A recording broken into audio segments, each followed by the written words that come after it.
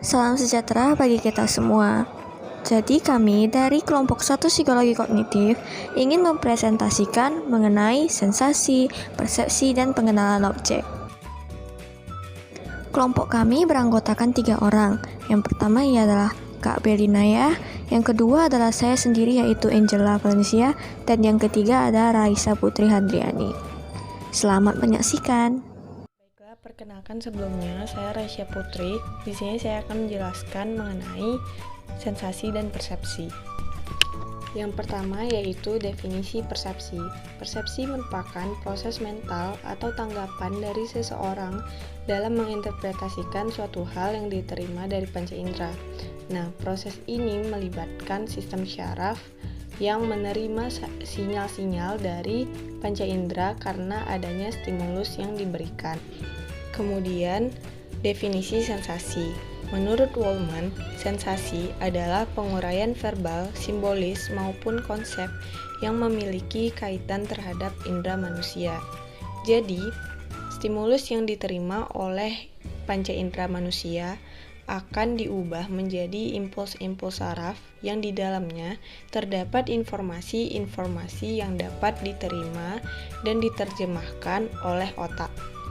Kemudian yaitu mengenai pendekatan teoritis dan persepsi. Yang pertama yaitu teori bottom up, di mana teori ini mengatakan bahwa identifikasi secara spesifik adalah tahap awal dalam mengenali suatu objek. Sebagai contoh, ketika ada seseorang yang berjalan membelakangi kita, kemudian saat kita lihat cara berjalannya, style pakaiannya, postur tubuhnya, dan ciri fisik lainnya, kemudian kita mengenali bahwa orang tersebut adalah seseorang yang kita kenali. Bisa saja seorang teman, orang tua, dan lainnya. Yang kedua yaitu teori top down. Teori ini lebih menekankan kepada konteks di mana proses pengenalan diawali oleh hipotesis terhadap identitas suatu objek yang kemudian diikuti dengan pengenalan-pengenalan yang lebih spesifik.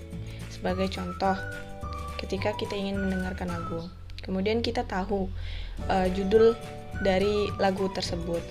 Nah, setelah itu kita akan mengetahui siapa penyanyinya, bagaimana nadanya, apa saja liriknya, dan lain sebagainya. Yang terakhir yaitu direct perception. Direct perception adalah pendekatan persepsi yang meyakini bahwa persepsi dapat terbentuk karena adanya informasi yang diterima secara langsung dari lingkungan. Teori ini disampaikan oleh Gibson. Gibson meyakini bahwa individu hanya membutuhkan informasi yang berasal dari lingkungannya dan tidak perlu adanya proses kognisi ataupun pengalaman sebelumnya. Assalamualaikum warahmatullahi wabarakatuh. Perkenalkan, nama saya Belinaya Rahmita Primadiati, BP 181032-3016. Di sini akan menjelaskan mengenai teori visual object recognition. Yang pertama yaitu ada Gestalt teori. Nah, teori Gestalt itu menjelaskan proses mengenai penyatuan dan pengorganisasian komponen-komponen yang berbeda sehingga membentuk visual atau pola yang memiliki unsur kemiripan dan menjadi kesatuan. Nah, hal ini mengacu pada teori persepsi visual yang dikembangkan oleh psikolog dari Jerman pada tahun 1920.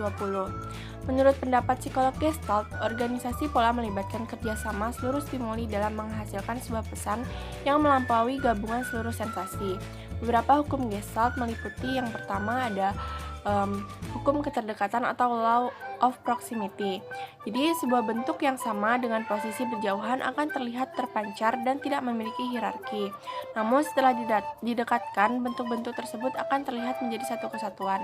Seperti yang ada pada contoh di PPT, yaitu ada 3 segitiga di bagian bawah logo, yang di atas sejatinya adalah bagian dari ikon burung di logo tersebut. Namun karena memiliki kesamaan bentuk dengan segitiga lainnya, objek tersebut dipersepsikan sebagai bagian kelompok segitiga yang membentuk lingkaran.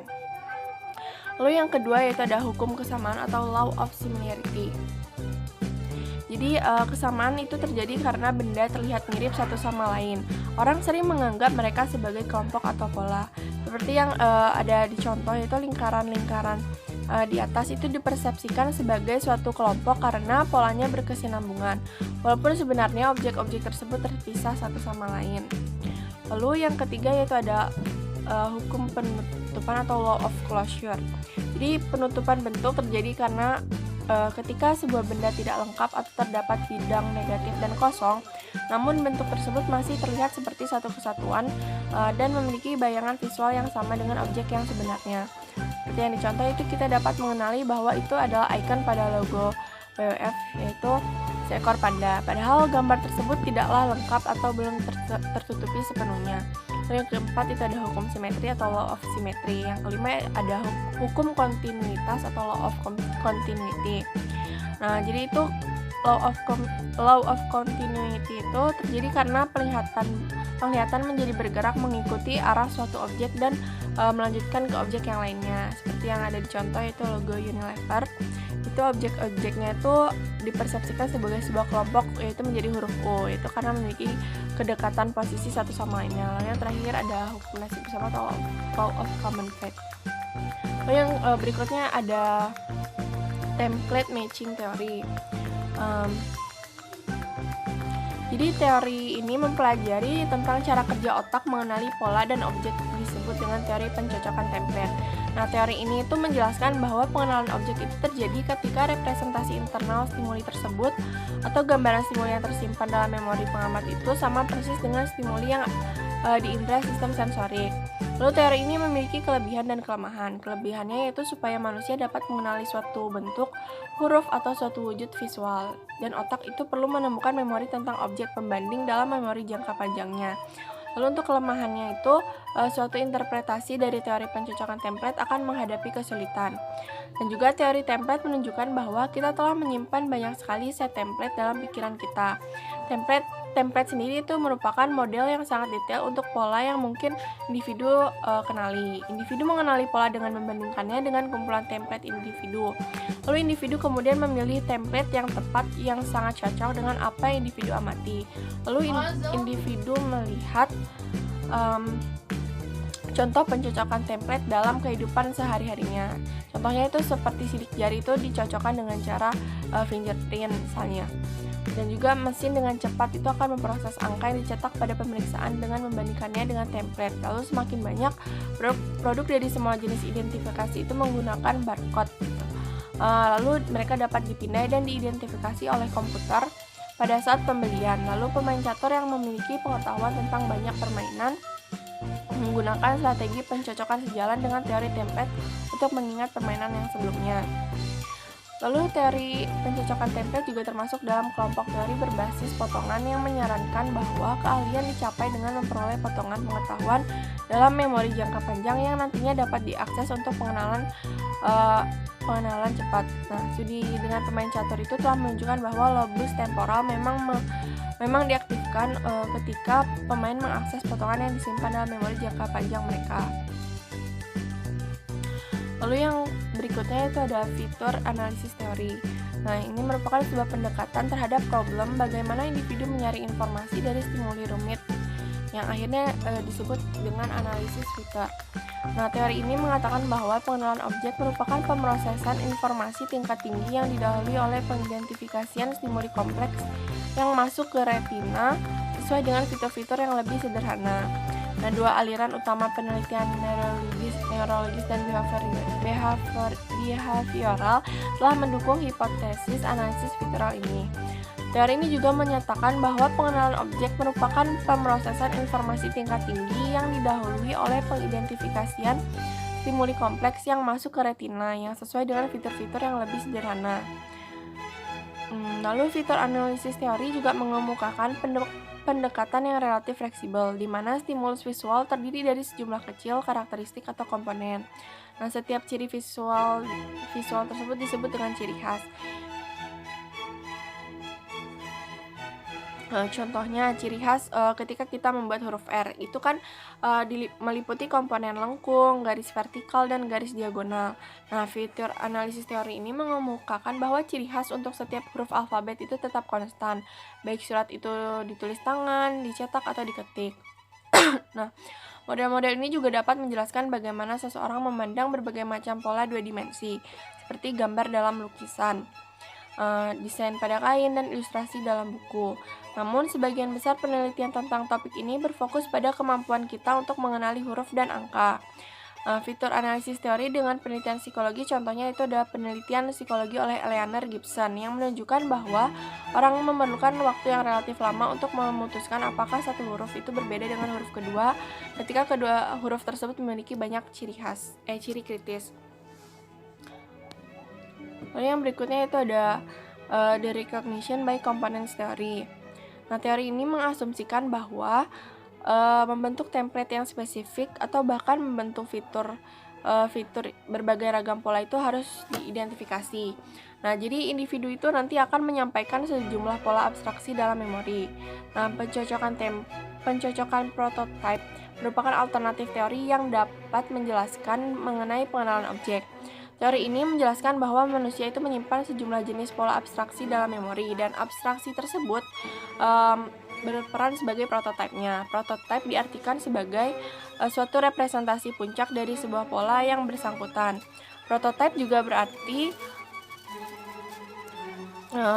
abstraksi dari suatu rangkaian stimuli yang mencakup sejumlah besar bentuk serupa pola yang sama.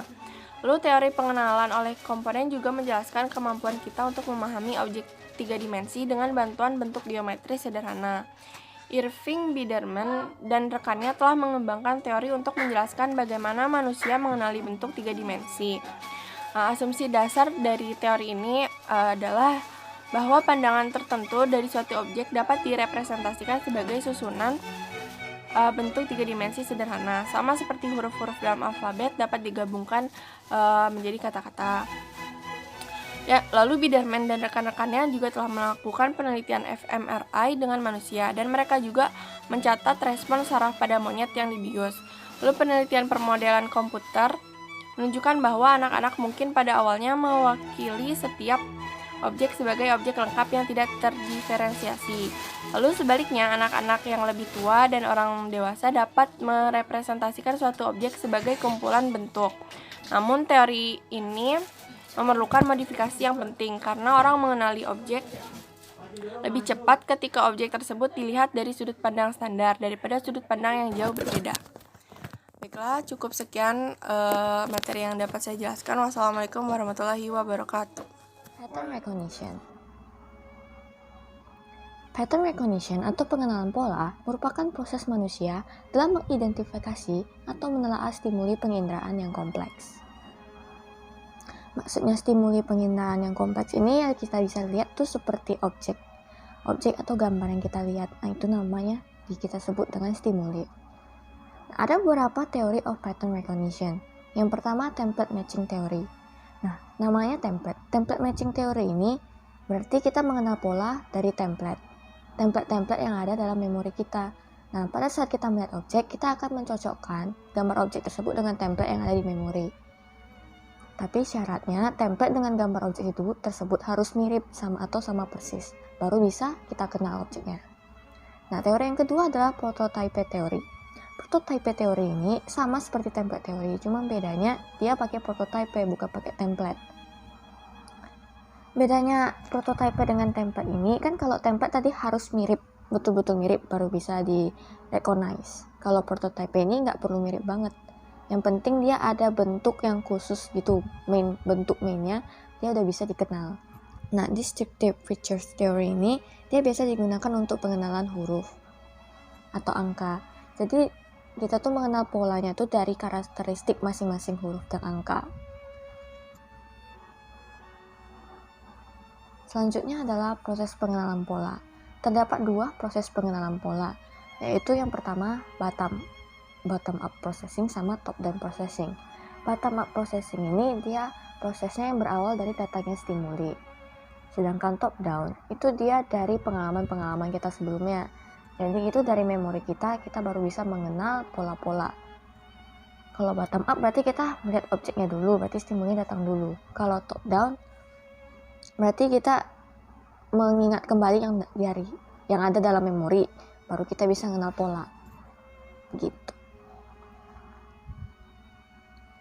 Kemudian materi auditory perception dan auditory pattern recognition.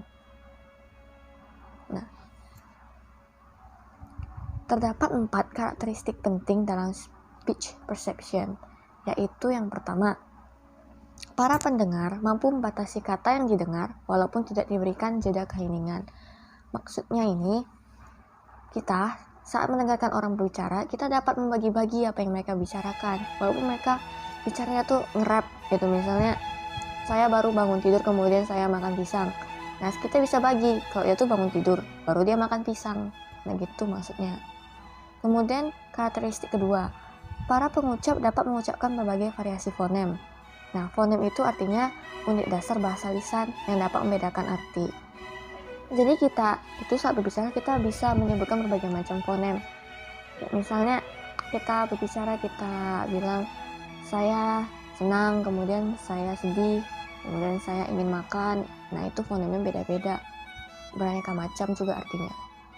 Kemudian karakteristik ketiga itu, pendengar memiliki kemungkinan untuk dapat mengisi suara yang hilang menggunakan konteks yang ada.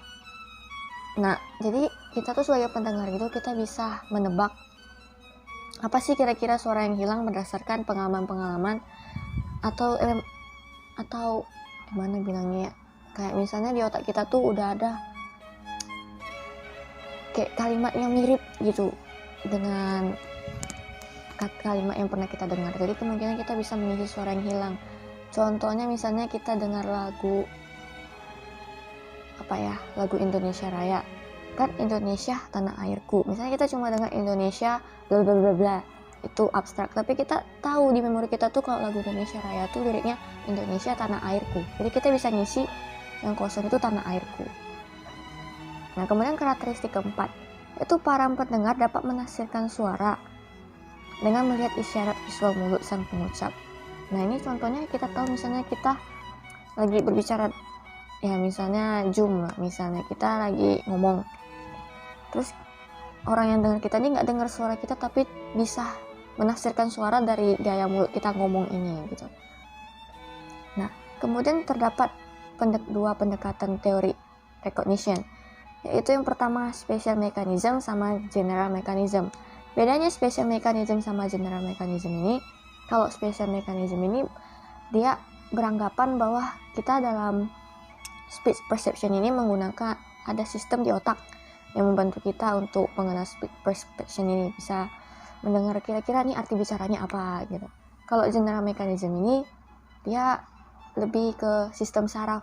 Jadi mereka yakin sistem saraf ini yang membantu kita untuk belajar mentranslate atau menafsirkan apa yang dibicarakan orang gitu, mengartikan. Itu bedanya. Jadi ini adalah daftar pustaka dari kami.